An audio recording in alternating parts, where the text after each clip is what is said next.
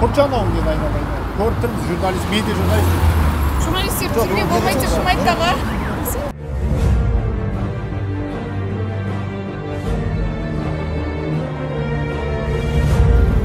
Не olmamaydı dese себебі ол шумақтан не шынамада. Жоқ, бізге неңіз бар ма? Шағымыз бар ма? Айтыңызшы. Шағым бар, неге қалай, неге артына қойсын, неге алдына қоймайсың?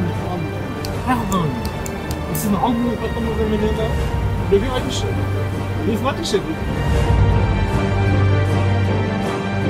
Бірінші бабы енді бірінші бөлім кейін саған деп автокөлік қойған үшін хаттама жазылды.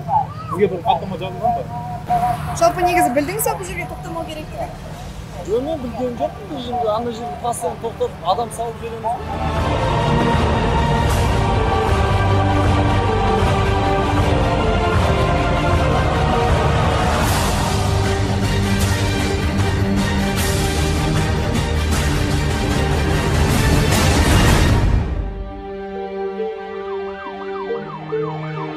Жалпы бұл сары жолаққа тоқтауға болмайтынын білдіңіз бе?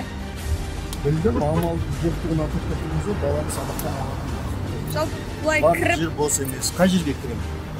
Ешқандай жер бос емес, сол үшін амалдың жоқтығынан тоқтаймыз. Жалпы бұл жерге көлік қоймау керек екенін білетін бе едіңіз? Онда ереженің бар екенін. Неге сұраққа жауап бергіңіз келмей? Значит, қатеңізді мойындайсыз ғой?